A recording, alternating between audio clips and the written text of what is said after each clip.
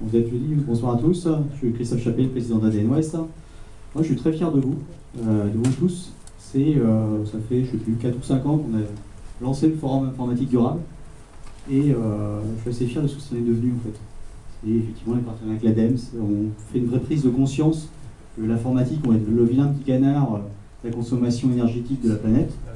Et je pense qu'on a des démonstrateurs qui peuvent prouver aussi que l'informatique peut être louable. Donc on a vraiment vu les deux aspects et je suis assez fier de ce qu'on a fait tous ensemble. Et c'est une concrétisation d'avoir vraiment le Green Lab Center. Au-delà de ça, moi, c'est votre conviction. C'est depuis le début, malgré qu'on soit allé à San Francisco, on a vu que le green pouvait être vertueux au sens monnaie, le dollar. Vous avez la vraie conviction que l'économie, c'est quelque chose d'autre, et que c'est le développement durable avant tout. Et ça, bravo à vous, parce que vous y croyez dur comme fer, et que vous ne changez pas de directive autour de ça. Félicitations.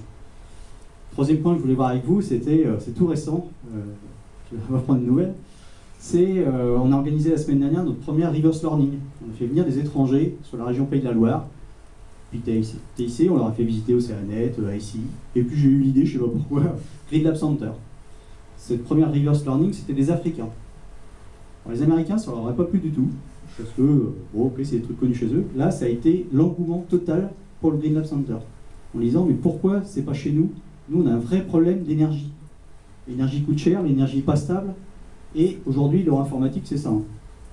Ils ont tous 2 ou 3 téléphones, parce que les réseaux sont pas tous homogènes là-bas. Et quand on part un peu en dehors des villes, il faut charger son bignou. Et c'est les mêmes que les nôtres. Donc tous les jours, il faut les charger. Donc s'il dit, si on peut les charger tous les 5 jours, ça intéresse toute la planète africaine.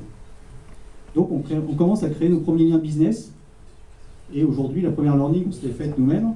Et on voit que c'est un truc qui marche en se disant, on a un savoir-faire réel sur la région, Bretagne, Pays de la Loire, on les envoie aussi en Bretagne pour rigoler. Et on a une capacité à faire du projet ensemble, une capacité à innover, une capacité à faire voir notre savoir-faire. Et bravo à vous, parce qu'en fait, je ne m'attendais pas, vous avez fait ça au pied levé, c'est Thomas qui s'y est collé, et c'était une grosse réussite, j'ai eu vraiment des super échos, je vous voudrais.